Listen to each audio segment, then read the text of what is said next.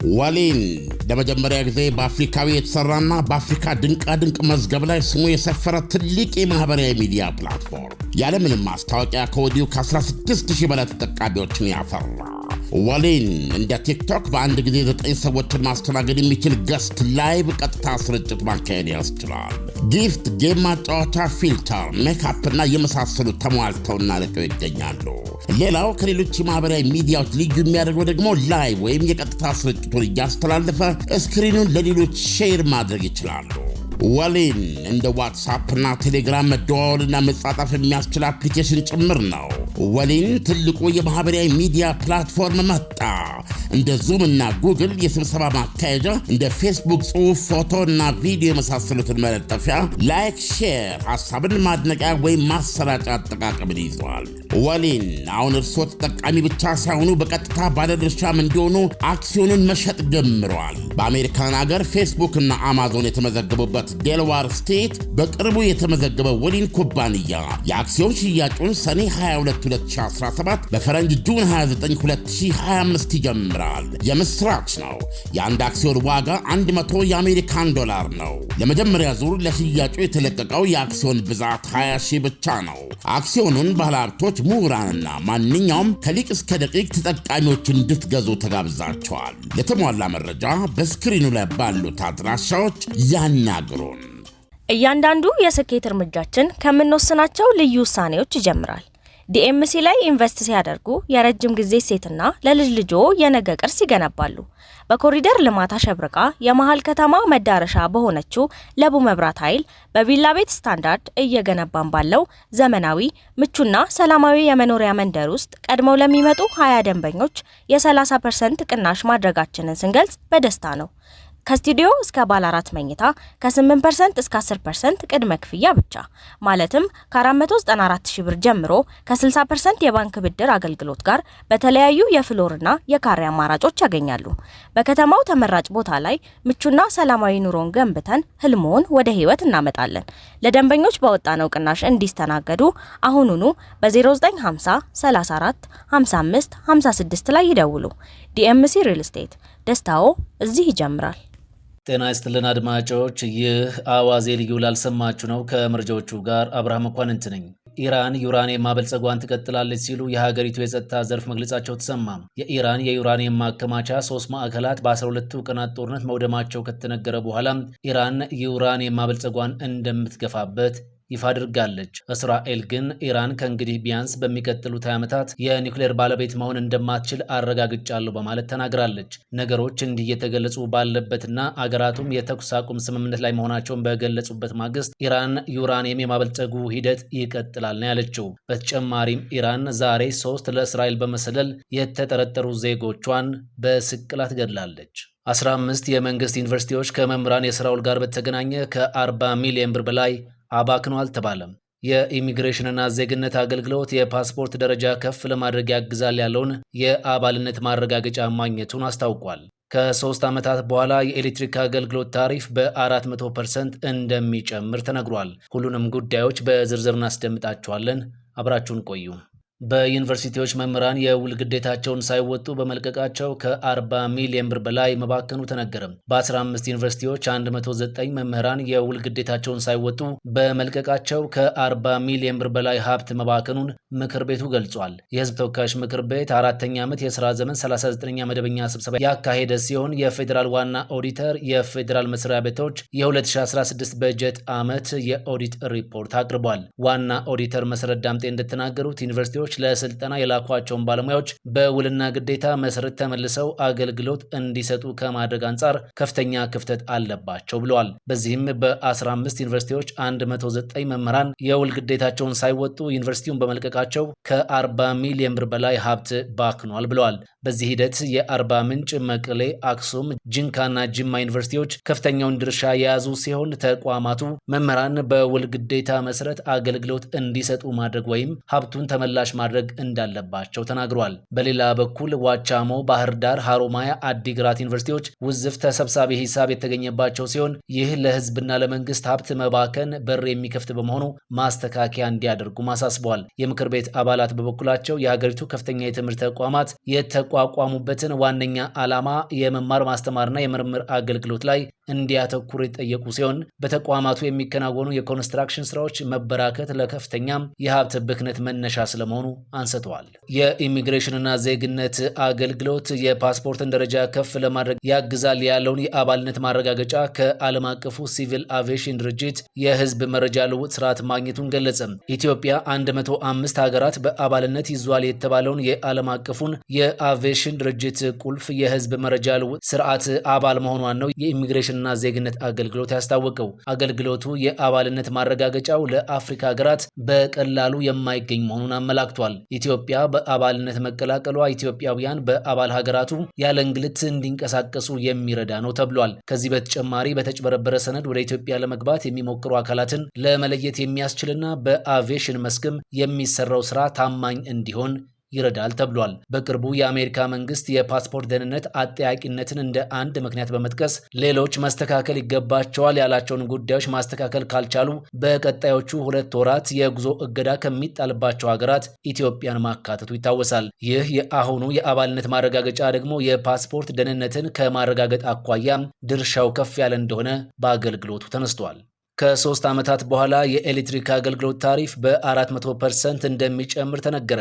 የውሃና ኢነርጂ ሚኒስቴር፣ የኢትዮጵያ ኤሌክትሪክ ኃይል፣ የኢትዮጵያ ኤሌክትሪክ አገልግሎት፣ የነዳጅና ኢነርጂ ባለስልጣን፣ በዴንማርክ የኢትዮጵያ ኤምባሲና የኢነርጂ ስተርለንሰን የጋራ ጥምረት ከ3 ዓመት በኋላ የኤሌክትሪክ አገልግሎት በትንሹ በ400% እንደሚጨምር ሪፖርታቸው አመላክቷል። ይህ የታሪፍ ማስተካከያ የኢትዮጵያ ኤሌክትሪክ ኃይል የሚያወጣውን ወጪ የሚመጥን ገቢ መሰብሰብ እንዲችል ለማድረግ ነው ሲባል ለኤሌክትሪክ አገልግሎቱ ደግሞ የተረጋጋ የፋይናንስ ሁኔታ እንዲፈጠር ይረዳል ነው የተባለው። የኤሌክትሪክ ኃይል አቅርቦት ደህንነት ላይ መሻሻሎች እንዲቀጥሉ የተመረተውን ኃይል ወደ ኤሌክትሪክ መለወጥ እንዲፋጠን የታሪፍ ጭማሪው ተቀባይነት አስፈላጊ መሆኑን ሪፖርቱ ያስረዳል ሲል ሪፖርተር ዘግቧል። የኢትዮጵያ ኤሌክትሪክ ኃይልን የፋይናንስ ጫና ለማቃለልና አቅሙን ለማጠናከር ሲባል ከዕዳው ውስጥ ከፍተኛው ድርሻ ወደ ዕዳና ንብረት አስተዳደር ኮርፖሬሽን እንደተላለፈለትም በሪፖርቱ ላይ ተመላክቷል።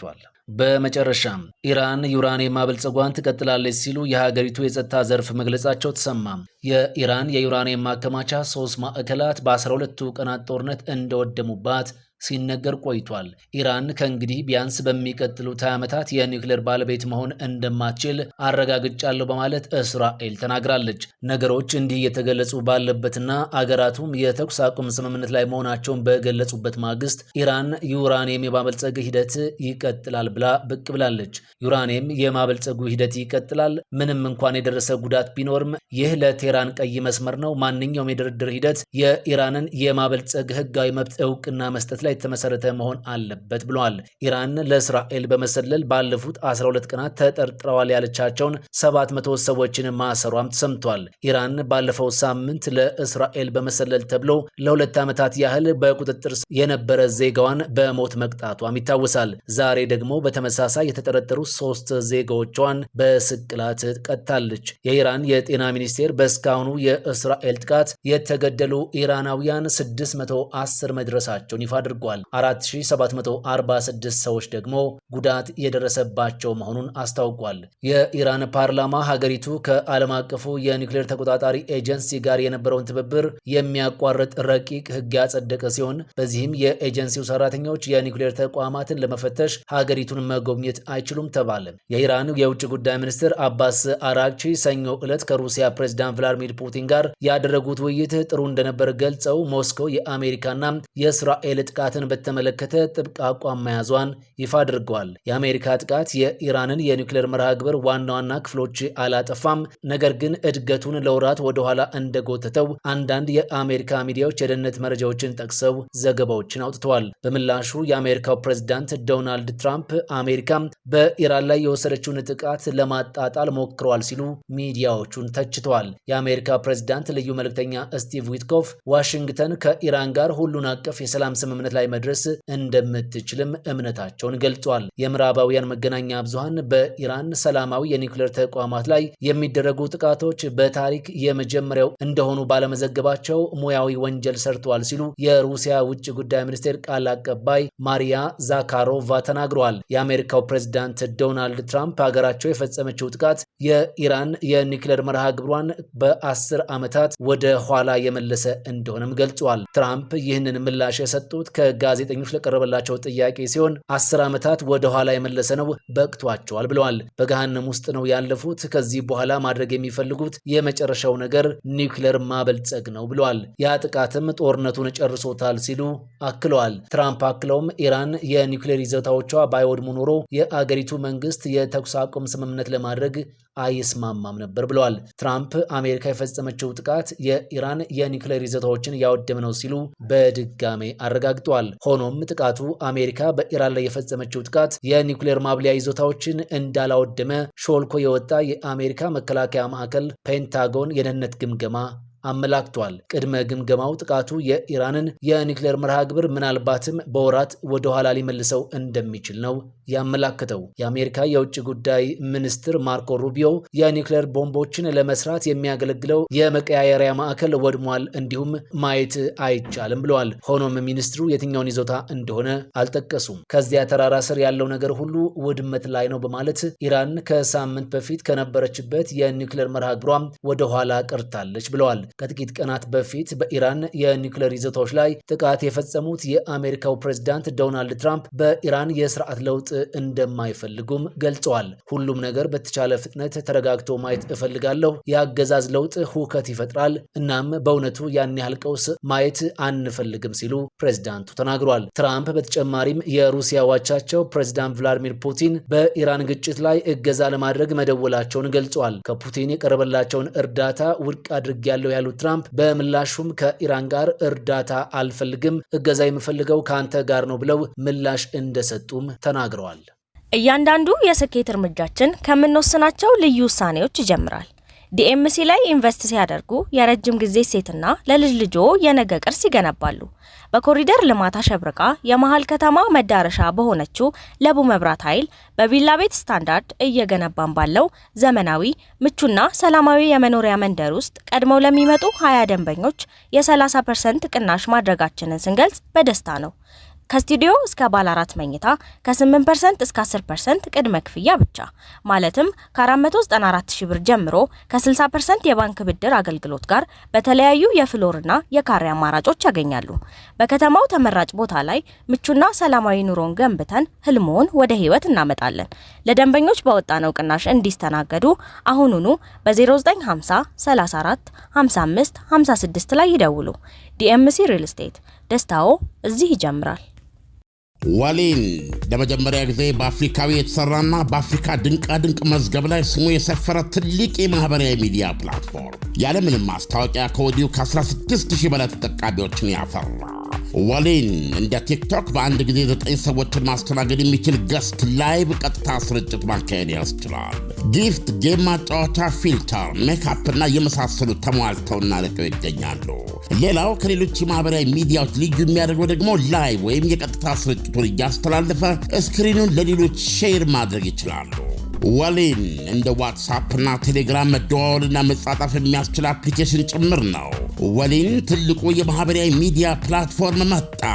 እንደ ዙም እና ጉግል የስብሰባ ማካሄጃ፣ እንደ ፌስቡክ ጽሑፍ፣ ፎቶ እና ቪዲዮ የመሳሰሉትን መለጠፊያ፣ ላይክ፣ ሼር፣ ሀሳብን ማድነቂያ ወይም ማሰራጫ አጠቃቀምን ይዘዋል። ወሊን አሁን እርስዎ ተጠቃሚ ብቻ ሳይሆኑ በቀጥታ ባለድርሻም እንዲሆኑ አክሲዮንን መሸጥ ጀምረዋል። በአሜሪካን ሀገር ፌስቡክ እና አማዞን የተመዘገቡበት ዴልዋር ስቴት በቅርቡ የተመዘገበው ወሊን ኩባንያ የአክሲዮን ሽያጩን ሰኔ 22 2017 በፈረንጅ ጁን 29 2025 ይጀምራል። የምስራች ነው። የአንድ አክሲዮን ዋጋ 100 የአሜሪካን ዶላር ነው። ለመጀመሪያ ዙር ለሽያጩ የተለቀቀው የአክሲዮን ብዛት 20 ሺህ ብቻ ነው። አክሲዮኑን ባለሀብቶች፣ ምሁራንና ማንኛውም ከሊቅ እስከ ደቂቅ ተጠቃሚዎች እንድትገዙ ተጋብዛቸዋል። ለተሟላ መረጃ በስክሪኑ ላይ ባሉት አድራሻዎች ያናግሩን።